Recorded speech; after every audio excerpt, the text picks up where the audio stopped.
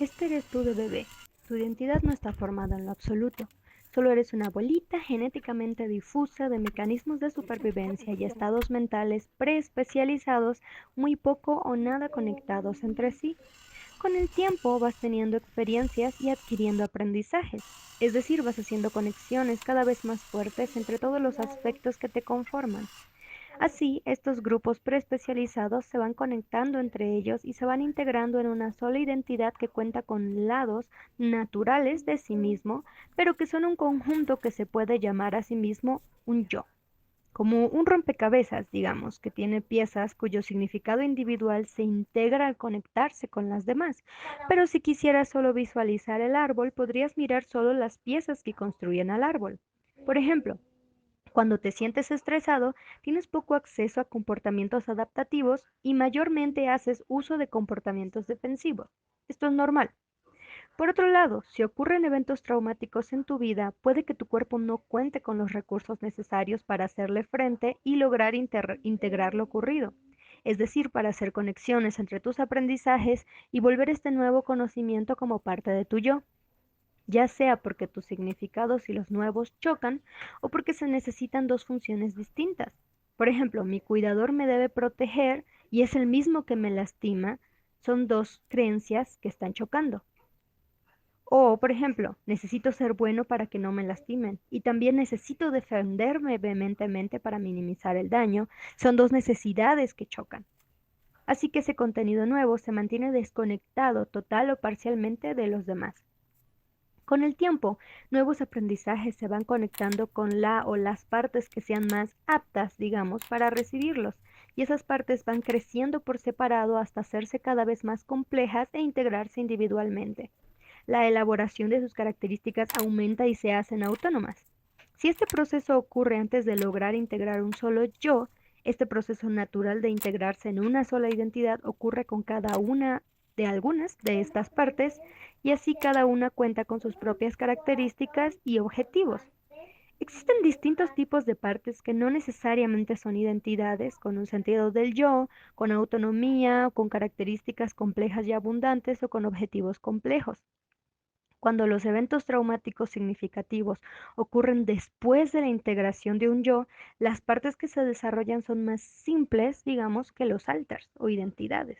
Aquí entramos en un área un poco compleja de explicar porque todavía no hay claridad en cuanto a la diferenciación entre cuándo pasas a tener partes normales del yo, tomando en cuenta que todas las personas hemos vivido situaciones estresantes o ligeramente traumáticas o adversas, y cuándo pasamos a tener partes disociativas no normales, partes que tienen que ver con una falta o dificultad de integración más allá de tener una diferenciación regular. Es difícil también poder explicar distintos términos y su diferencia, como por ejemplo los modos, las partes en general, los fragmentos, las identidades. Hay una teoría que se llama la teoría de la disociación estructural que hace un esfuerzo muy grande por poder explicar esto, pero aún dentro de esa teoría la explicación y la diferenciación entre todos estos términos y qué hace que pases de esto a esto a esto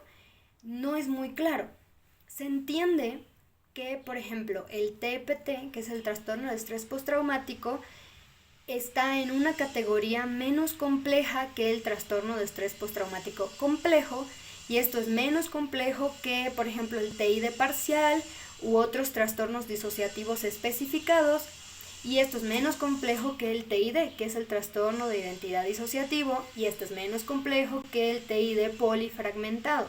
Se entiende también que en el TPT y en el trauma complejo puede que la persona tenga partes disociadas de su personalidad o su identidad que son como modos, es decir, que son partes que no tienen en realidad un sentido del yo como tal, pero que sí hay una separación en el sentido de que no tienen un acceso entre ellos, no tienen una conexión entre ellos como usualmente lo tendría una persona con partes regulares, normales, de su forma de ser. O por ejemplo, no habría una sensación de continuidad en cómo se siente la persona en distintos momentos de su vida. Otra cosa que hace complejo explicar esto es Una persona regular, es decir, una persona sin trauma o sin unas cargas traumáticas significativas en su vida, puede entrar en modo supervivencia cuando se siente muy estresado. Por ejemplo, es muy común que en pareja,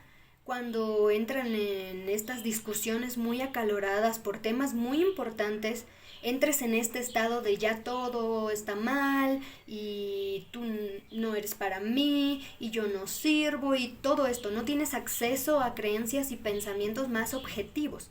Esto es normal.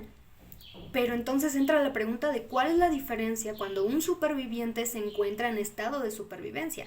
Es claro que una persona sin trauma y un superviviente de trauma entran en un estado de supervivencia de forma distinta, pero no es claro cómo se podrían expresar estas partes de su ser de forma distinta, ¿saben?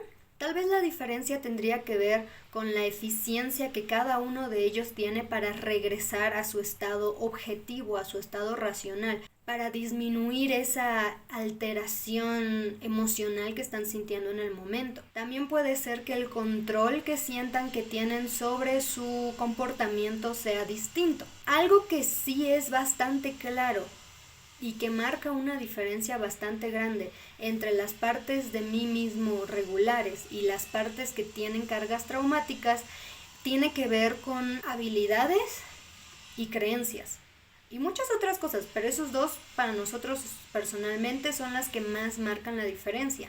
Una cosa es que cuando estés peleando con tu pareja tú digas es que ya no tiene sentido esto, todo se fue a la F, y que cuando estés tranquilo digas, no, pues la realidad es que estamos bien, solo que pues cuando tenemos un conflicto, obviamente pues yo estoy en modo protección y creo otra cosa, ¿no? En cambio, cuando tienes partes diferenciadas de tu personalidad, partes disociadas, estas creencias distintas de cada una de estas partes suelen ser contradictorias o suelen causar una perturbación bastante grande al ser tan diferentes. Además, puede que no aparezcan estas partes en situaciones tan específicas o tan obvias. Parte de la teoría de la disociación estructural habla de dos tipos de partes, las partes aparentemente normales y las partes emocionales.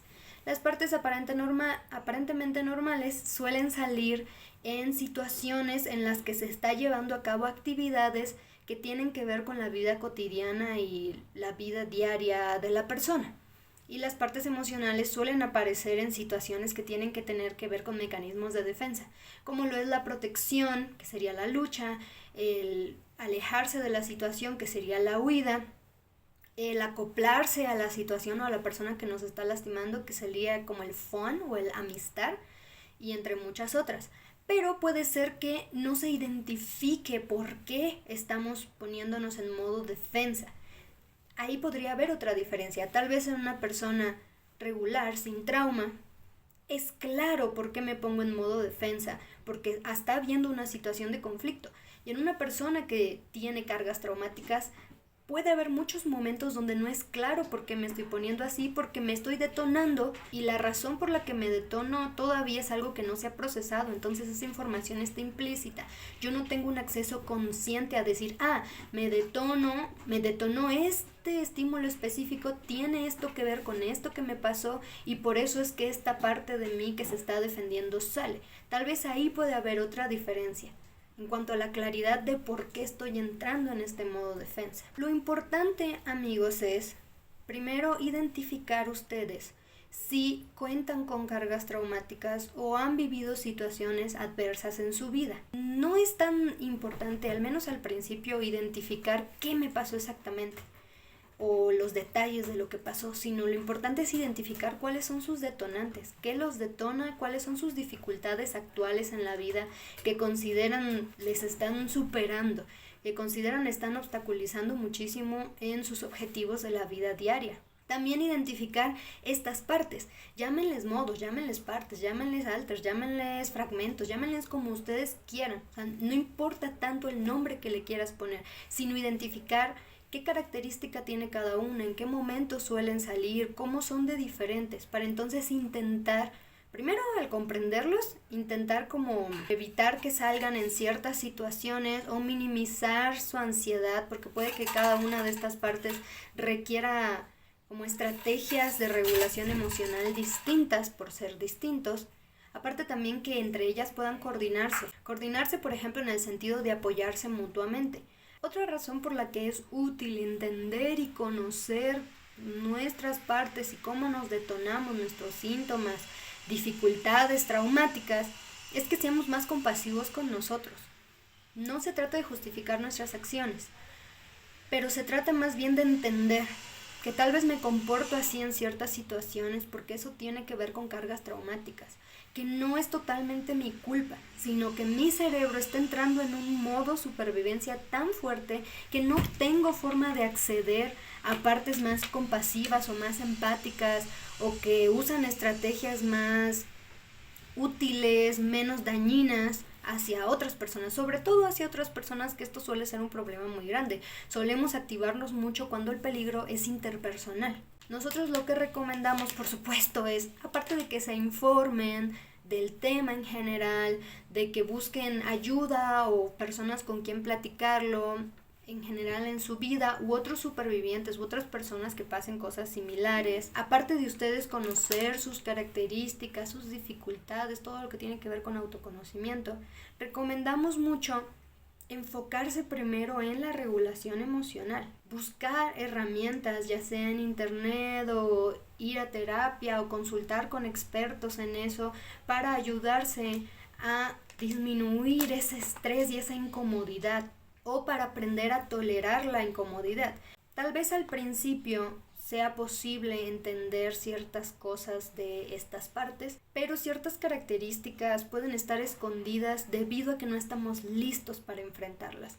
Entonces aprender a regularnos y a estar tranquilos, a estar en un lugar seguro, a cuidar de nosotros nos puede ayudar para que seamos más capaces de comprender las características de estas partes y poder coordinarnos. Entendemos muy bien lo frustrante que puede ser no tener explicaciones claras, explicaciones directas, clasificaciones específicas. Créanos, lo entendemos. Se siente bien poder ponerse una etiqueta y que bajo esa etiqueta haya características y un camino a seguir muy claro.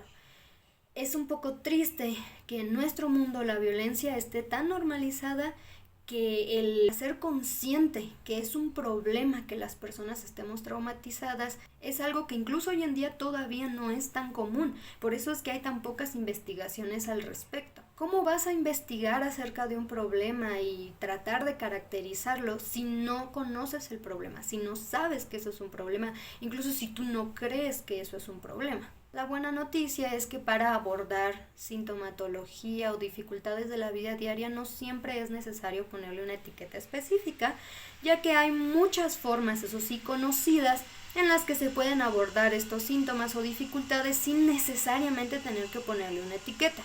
También dentro de la comunidad de trauma, de supervivientes, de personas que lo vivimos, entre nosotros les hemos puesto cada quien una etiqueta solo para poder decir, mira, tú, yo y todos nosotros, este grupito, tenemos esto similar, y poder compartir entre nosotros estrategias e ideas y formas distintas de verlo que nos puedan ayudar a enfrentarlo de mejor forma. Así que los invitamos a acudir a otras personas de la comunidad o a compartir o solo a escuchar y leer a otras personas, porque al menos a nosotros nos ha sido muy útil saber de las experiencias de otros y saber de cómo ellos han afrontado sus situaciones a pesar de no recibir ayuda de alguien, por ejemplo, de alguien profesional, porque muchas veces no podemos pagar eso.